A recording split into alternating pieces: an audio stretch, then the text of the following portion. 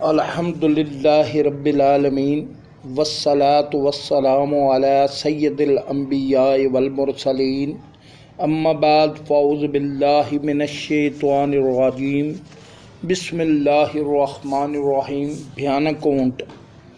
کفار قریش ایک دن خانہ کعبہ میں جمع تھے۔ سرکار دو عالم نور مجسم صلی اللہ علیہ وسلم بھی قریب ہی نماز ادا فرما رہے تھے۔ ابو جہل ایک بھاری پتھر اٹھا کر دکھیا دلوں کے چین رحمت کونین صلی اللہ علیہ وسلم کے سر مبارک کو سجدے کی حالت میں کچلنے کے ناپاک ارادے سے آگے بڑھا۔ یوں ہی وہ نزدیک پہنچا کہ ایک دم بخلا کر پیچھے کی طرف بھاگا۔ کفار نے حیرت سے پوچھا، ابو الحکم تجھے کیا ہوا؟ بولا، میں جو ہی قریب پہنچا میرے تو احسان ہی خطا ہو گئے۔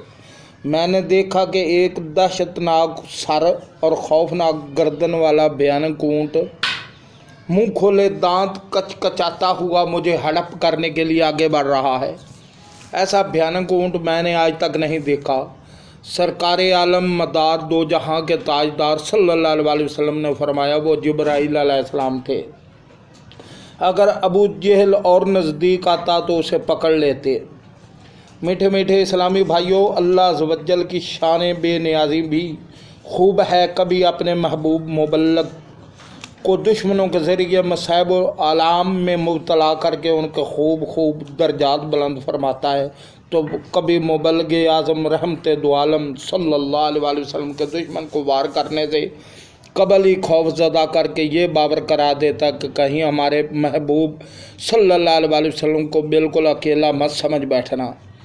ہمارے آقا مظلوم سرور معصوم صلی اللہ علیہ وسلم پر کفار بد اتوار کے ظلم و ستم کا سبب صرف یہی تھا کہ اب آپ صلی اللہ علیہ وسلم کھل کر لوگوں کو نیکی کی دعوت پیش کرنے لگے تھے، جبکہ ابتدا سید المبلغین رحمت للعالمین صلی اللہ علیہ وسلم نے 3 سال تک اسلام کی خفیہ دعوت دی۔ پھر اللہ عز و جل کی جانب سے اعلان تبلیغ کا حکم ہوا۔ وَأَنذِرْ عَشِيرَتَكَ الْأَقْرَبِينَ، اور اے محبوب صلی اللہ علیہ وسلم اپنے قریب تر رشتہ داروں کو ڈراؤ۔ کوئی صفا سے اعلان، چنانچہ اس حکم خداوندی عز و جل پر ہمارے آقا کرشی مولا ہاشمی صلی اللہ علیہ وسلم نے کوہ صفا پر کھڑے ہو کر قبیل قبیلہ قریش کو پکارا۔ جب لوگ جمع ہو گئے تو ارشاد فرمایا، بتاؤ اگر میں تم سے کہوں کہ وادی مکہ سے ایک لشکر حملہ آور ہونا چاہتا ہے تو کیا تم یقین کر لو گے؟ سب بیک زبان بول اٹھے، کیوں نہیں، ہم نے تو ہمیشہ آپ صلی اللہ علیہ وسلم کو سچ بولتے ہی دیکھا ہے۔ مبلغ اعظم رحمت عالم دو عالم صلی اللہ علیہ وسلم نے ارشاد فرمایا، تو سن لو، اگر تم مجھ پر ایمان نہیں لاؤ گے تو تم پر سخت عذاب نازل ہوگا۔ یہ سن کر ابو لہب بکواس کرنے لگ گیا اور لوگ منتشر ہو گئے، مگر اس رحمت عالم صلی اللہ علیہ وسلم کا گھر توحید کا گھر تھا، نہ آ سکتی سی مایوسی کہ یہ امید کا گھر تھا۔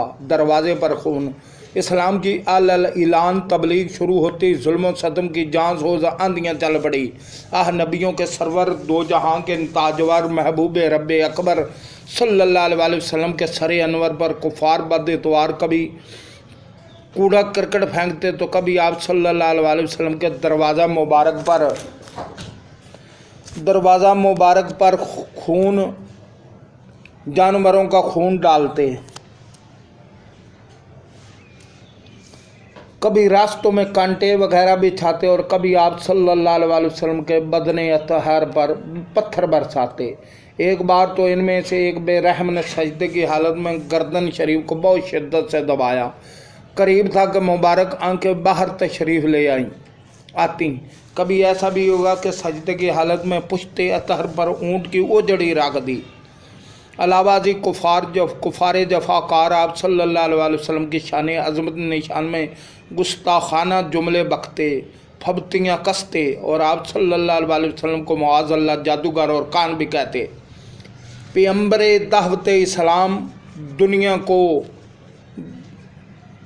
پیغمبر اس دعوت اسلام دینے کو نکلتا تھا، نوید راحت و آرام دینے کو نکلتا تھا، نکلتے تھے قریش اس راہ میں کانٹے بچھانے کو، وجود پاک پر 100 طرح کے ظلم ڈھانے کو۔ خدا عز و جل کی بات سن کر مضحک میں ٹال دیتے تھے، نبی کے جسم میں عطر پر نجاست ڈال دیتے تھے۔ تمسخر کرتا تھا کوئی پتھر اٹھاتا تھا، کوئی توحید پر ہنستا تھا، کوئی منہ چڑھاتا تھا۔ قریشی مرد اٹھ کر راہ میں آوازیں کستے تھے، یہ ناپاکی کے چھرے 4 جانب سے برستے تھے۔ کلام حق کو سن کر کوئی رہتا تھا یہ شاعر ہے، کوئی کہتا تھا یہ شاعر ہے، کوئی کہتا تھا کہن ہے، کوئی کہتا تھا شاعر ہے، مگر صلی اللہ علیہ وسلم وہ منبع حلم و حیا خاموش رہتا تھا، دعائے خیر کرتا تھا، جفا و ظلم سہتا تھا۔ راہ خدا میں مصیبت جھیلنا سنت ہے۔ میٹھے میٹھے اسلامی بھائیوں،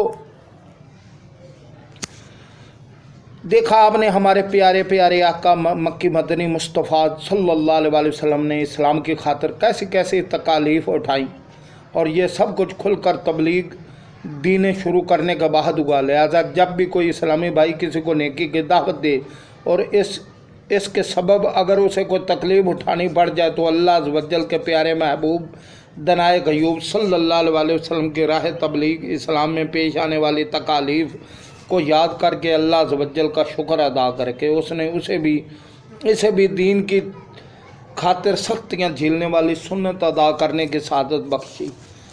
اس طرح انشاءاللہ عز و جل شیطان نامراد ہوگا اور صبر کرنا آسان ہو جائے گا۔ یقیناً راہ خدا عز و جل میں تکلیفیں اٹھانا بھی سنت اور ان پر صبر کرنا بھی سنت، اور باوجود سخت ترین مشکلات کے نیکی کی دعوت کا سلسلہ جاری رکھنا بھی سنت ہے۔ اے کاش ہم ان تمام سنتوں پر مضبوطی سے کار بند ہو جائیں، سنتے عام کریں، دین کا ہم کام کریں، نیک ہو جائیں مسلمان مدینے والے صلی اللہ علیہ وسلم۔ صدق اللہ العظیم۔ اللہ تعالی ہم کو جو پڑھیا پڑھایا اس پر عمل کرنے کی توفیق عطا فرمائے۔ السلام علیکم ورحمۃ اللہ وبرکاتہ۔